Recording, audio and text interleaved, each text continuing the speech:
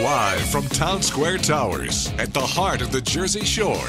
Wake up with Jeremy Grunin. Get up, get out, do something. Join the conversation. 732-505-1160. News Talk Radio WOBM AM 1160 and 1310. Listen online at WOBMAM.com.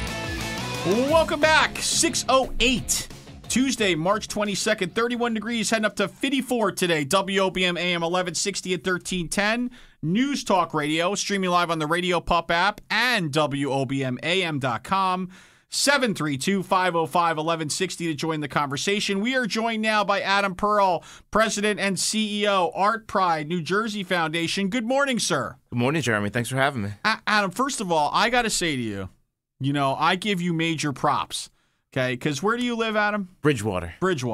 So you live in Bridgewater. Somerset County, which, by the way, was just rated as one of the 3 healthiest counties in the state. Congratulations. Thank you. And you look very in good health this morning. And you can tell that it's one of the healthiest counties because Adam got up, got out, and did something first thing this morning, drove down here from Somerset County, and here he is in the studio, bright-eyed and bushy-tailed. So thank you for joining us this morning, Adam. Least I could do. It is. Okay, so Adam, let's start by talking about ArtPride, right? So why don't you give our listeners kind of the 30,000-foot overview? What is ArtPride all about? So ArtPride New Jersey is actually the state's arts advocacy and service organization. Really, it's our job to make sure that as New Jerseyans, we're aware of how important the arts are, how essential they are to our lives. So we do that partially through advocacy and public policy. So that's working with folks like yourself and the great communities we have here in Toms River and the surrounding areas, and working with grassroots. It's also working with elected officials at the municipal level, the county level, state level, federal level. And then we also do some fun stuff on the other side, which is promote the arts. So one of our biggest programs that many of your listeners may be aware of is Discover Jersey Arts, which is really focused at growing that audience participation and letting New Jerseyans know where the arts are and where they can find them. So from an advocacy, that's a really difficult word to say, by the way, at 6:10 in the morning. From an advocacy standpoint, why don't you give me an example of something that you've been working on recently that to kind of put more heat and light on the arts? Absolutely. So, a lot of times what we're trying to do is we're trying to actually pass policy, pass law at the state level. And so working with legislators to do that. And we've had some success in the past year. One quick great example is Art Therapist Licensing Act that we just recently got passed. And all that's doing is setting standards and regulations for people doing art therapy across the state, so at that intersection of arts and health. And now we're taking that a step further, and we're working with legislators on the Music Therapy Licensing Act. So those are a kind of a small example, but it's those sorts of things that we're trying to push through. It's that pro-arts legislation that's important, that's making sure, again, going back to the arts being essential to our lives. So you're spending a lot of time with policymakers. How do you kind of make the rounds? How do you determine where you're going next? You mentioned actually that you've a couple of times spent some time with our Congressman Tom MacArthur. So how do you determine? Is there some big whiteboard that you that the team is figuring out who's next on the list to get to? It's a little bit like that. So we have a great director of public policy and advocacy, Anne-Marie Miller. So I'll give a shout out there to my colleague Anne-Marie, and she works hard with our advocacy committee, which is a committee of volunteers, arts and professional leaders from across the state. And there's strategy there to see who we need to talk to, who we need to work with, who's running which committee, who has the influence to be able to get that passed. The good news is that the arts in New Jersey is a pretty bipartisan supported effort. Most of our legislators at the state and county level, they get it. They understand it's not just about the content. It's about how it's affecting our lives in education and healthcare and community development. Right. So I'm thinking, by the way, did you ever see the movie American Gangster? Yeah, of course. With Russell Crowe, right? Yes. You know where they're sitting in that. You've seen it, Zach? You've seen that movie? Yes, I have. All right. You know where they're sitting in the war room and they got like the big whiteboard and they got they got like the mob bosses up top and they're like, not quite that ominous. Yeah, that's what. I mean it in a positive way. You're like, except of course this is the arts, so it would be like more warm and fuzzy and and it would be like renderings of each of the major players. Like it would be drawn like a caricature. Yeah, I was going to say, hopefully not caricatures, maybe no. impressionist. Yeah, like an impressionist. Okay, that's good. And you'd have to remind people, no, that's Tom MacArthur. I know it looks like whatever, but. It seems that would be fun. Anyway, it'd be great across the board. One's an impressionist, one's a Picasso, one's real, one's Baroque, very biblical. Adam, now you're picking up what I'm putting down, man. That's what I'm talking about. I'm talking about this is ArtPride, for God's sakes. You got to do things a little more pizzazz, a little bit differently. So for you, Adam, how did you get started in this wild, crazy world of the arts? Well, I'm a New Jersey guy, born and raised. I grew up mountainside in Union County. Like I said, I'm raising my family out in Somerset County. And from an early age, just sort of picked up on that idea of, you're probably familiar with the idea of tikkun olam, the idea of repairing the world, that, it's our jobs to make the world a better place for our children. Right. And I picked up on that earlier, and now I have two young ladies that I'm raising, so... it certainly hits home there. I went and was really attracted to politics itself. I was a poli-sci major at the University of Maryland. Shout out to my Terrapins in the Sweet 16 for the first time since 2003. They did not look really good, by the way, in the last game. They have a shot against Kansas. They match up well against Kansas. All right, moving right along. Go ahead.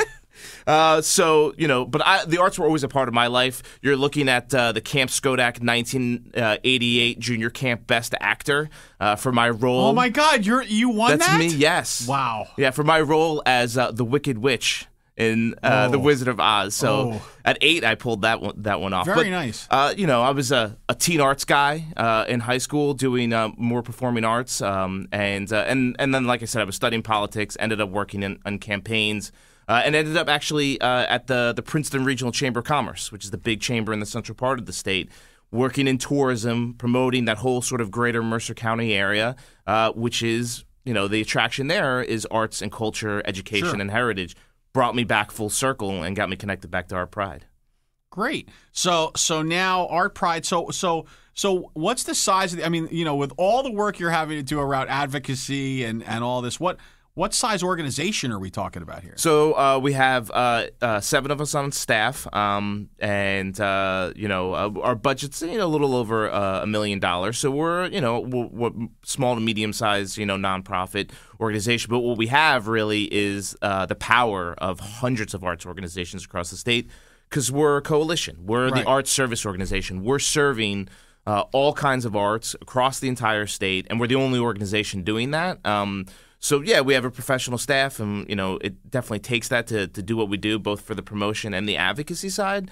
But having that power of so many great leaders and organizations and community builders around the state, and so much content, you can't go far in the state without tripping over some arts. Right. Oh, no, that's true. And there has certainly been a kind of a revival and a renewed focus, I want to say, especially with some of the work around STEAM. It seems now that you can't really talk. I had it in a meeting yesterday. Someone was talking about STEM, and they said, and we try to add the arts, and they weren't saying that because they knew that was my thing. They were saying that completely organically. So I think that the arts is kind of finding its way back in, although I think we have a lot of work to do. I don't know if you heard, we were talking about, for example, when a school district talks about eliminating after-school activities and eliminating all sports and clubs, right away we think of, oh my God, the kids aren't going to be able to play basketball or soccer or baseball. What we don't keep in mind necessarily is the first thing on the cutting room floor typically is arts programs and those kind of educational issues. So when we come back, I'd like to talk about what we're working on there, specifically around the arts and education. I think that's a huge topic right now, and I know there's been a lot of work done there. So Adam Perle, CEO and President, ArtPride, New Jersey. Be right back after this. Everything you need to know about the Jersey Shore. This is Wake Up with Jeremy Grunin. News Talk Radio, WOBM AM 1160 and 1310. Make a difference at the Jersey Shore. 732-505-1160. Wake up with Jeremy Grunin. News Talk Radio WOBM AM 1160, 1310, and WOBMAM.com. Welcome back. Wake up with Jeremy Grunin. We are here with Adam Perle, President and CEO of ArtPride, New Jersey. So when we left, we were kind of touching on the arts in education.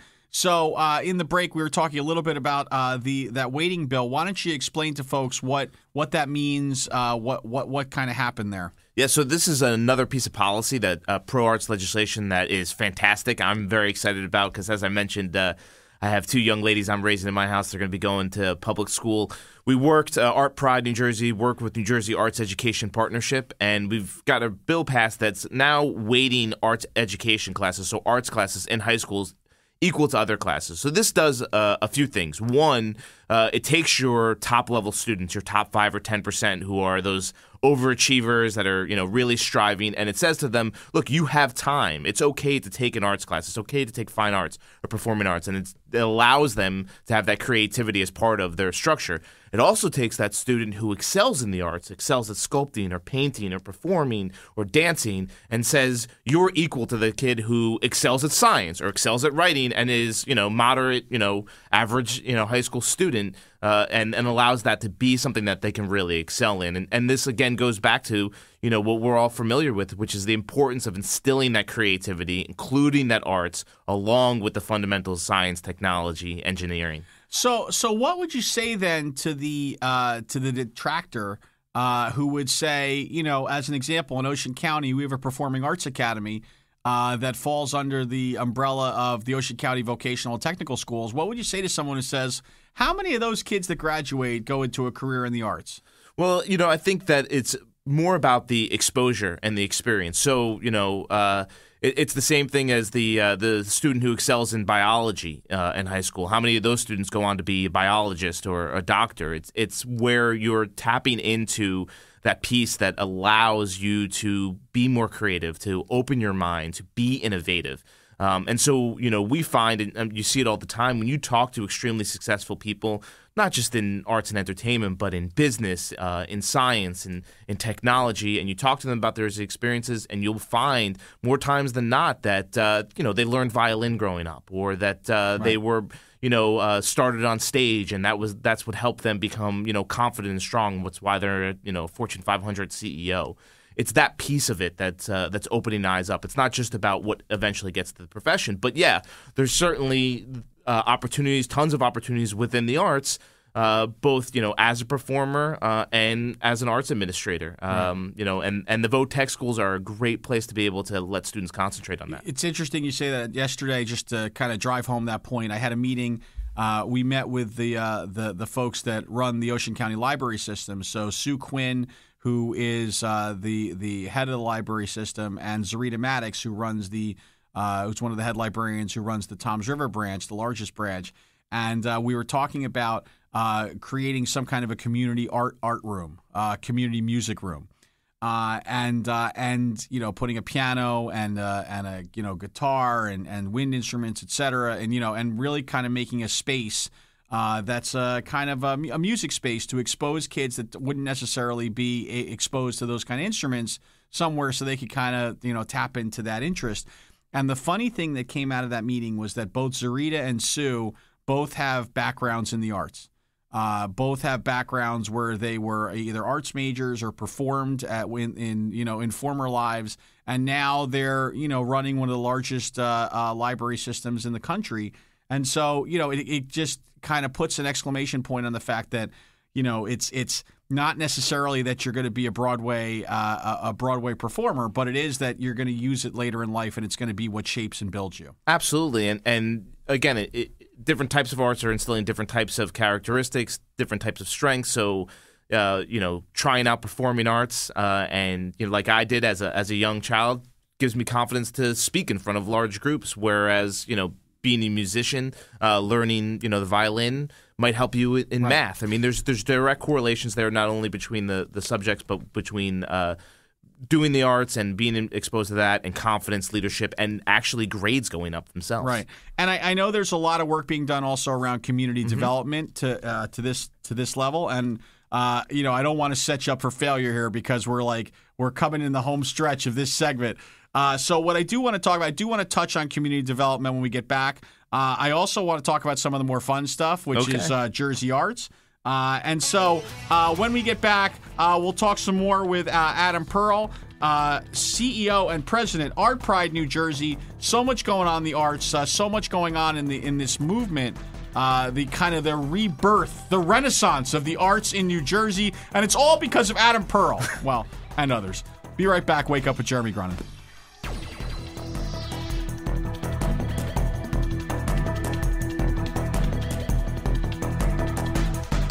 The news never stops at WOBMAM.com. Get the latest from WOBM News, the Town Square, New Jersey News Network, and Fox News Radio.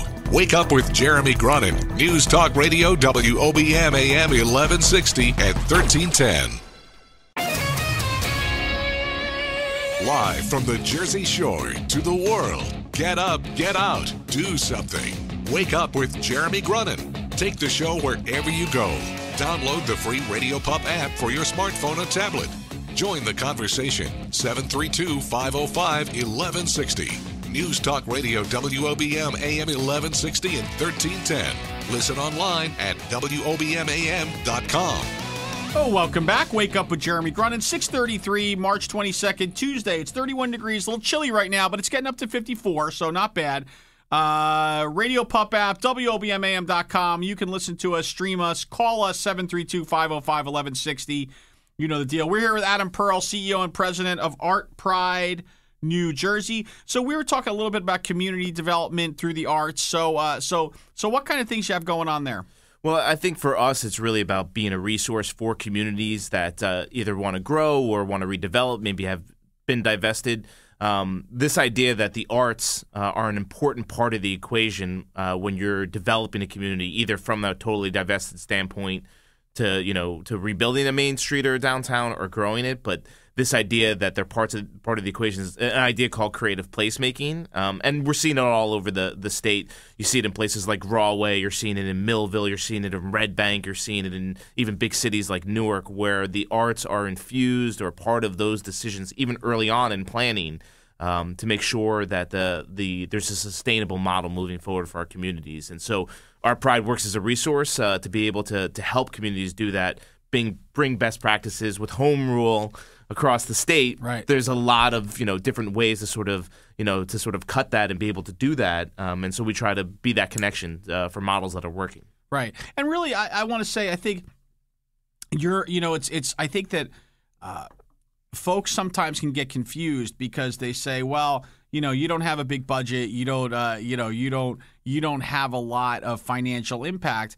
I think that folks don't take into account that really the majority of work that needs to be done to drive change is not through money, right? Nope. The majority of work is through connecting the right people, is through having the right discussions, the right conversations. It's through having folks that do have the money understand the value of where their social investment is going. And the arts is one of those things that I think it's really not hard once you get the right people in the room to show them the value in how they can drive a community and how they can really make sustainable change. Absolutely. It is about connecting and collaborating with the right people and getting that community moving.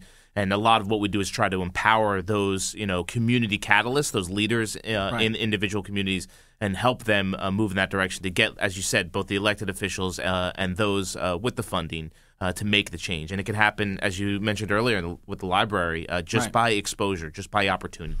So one of the ways that you connect with folks is through jerseyarts.com. So why don't you tell us a little about that? So we actually run a program called Discover Jersey Arts, which all of your listeners can be a part of for free. There's a free membership, and basically we're keeping people informed about where they can go out and find it. It's everywhere, so there's a lot to take in.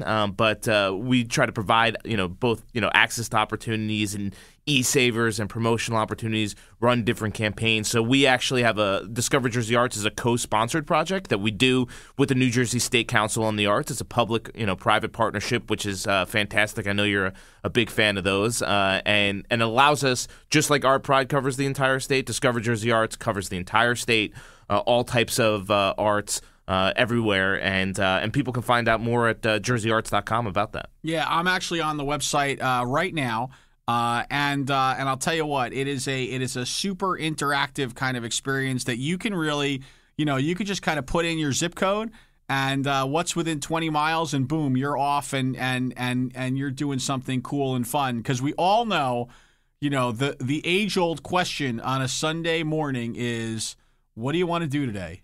And if your family is like my family, this is how it goes. Now, first of all, full disclosure, it's rare that we don't have a fully packed, scheduled, planned day.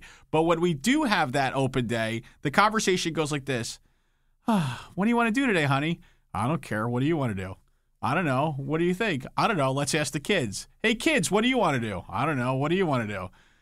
And then what invariably happens for us is our youngest then make some decision, and we end up at Chuck E. Cheese. So so this is a way better alternative. Yes. JerseyArts.com. Check it out. Lots going on there. Okay, so Adam, it's that time. All right, you've been given the magic wand. You've been given the pixie dust, the fairy dust. You just shake your nose and make change happen, especially as it pertains to your sector.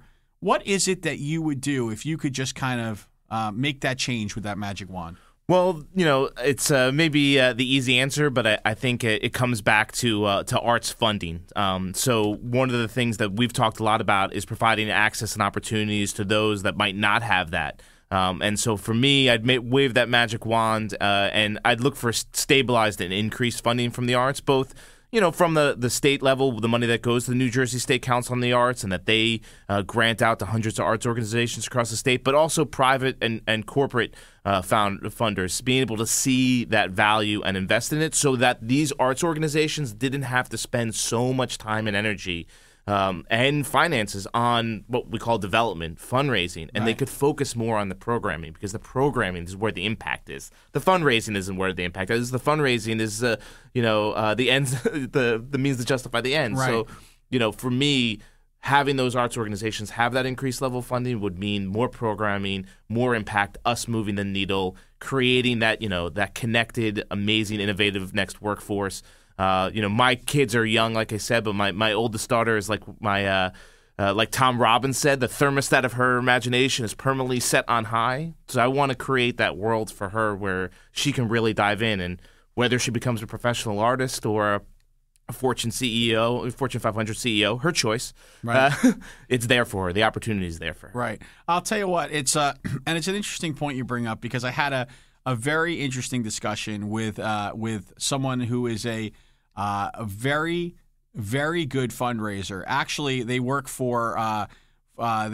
in Trenton, the Trenton-Princeton area for the circus down there. The circus that does a lot of work with disadvantaged kids. Okay. And it's a great program down there that really helps kind of introduce kids to the arts in a little more different, little fun way. But she is a professional fundraiser, and she said that she hates what she's doing. And I said, "What do you mean?" And she said, "Listen, I don't have a problem. I don't have a problem raising money for my organization, because I love my organization.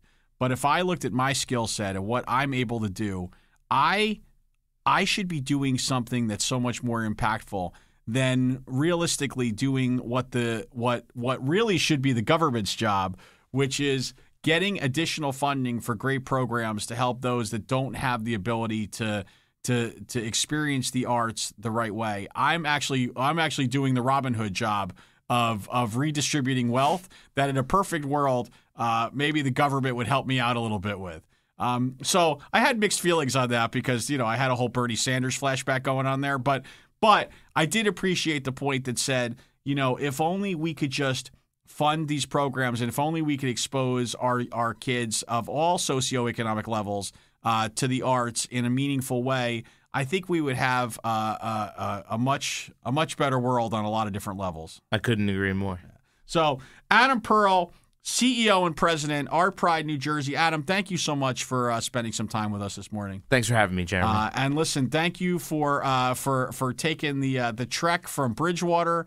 Thank you for waking up early with us, and and thank you, by the way, for getting my movie references. That means a lot to me. Absolutely. All right, cool. Adam Perle, when we come back, we will talk more Wake Up with Jeremy Grunin. Don't forget 7 o'clock hour. Jim Ricotta, High School South principal, talking about what's happening at Toms River Regional Schools. Be right back.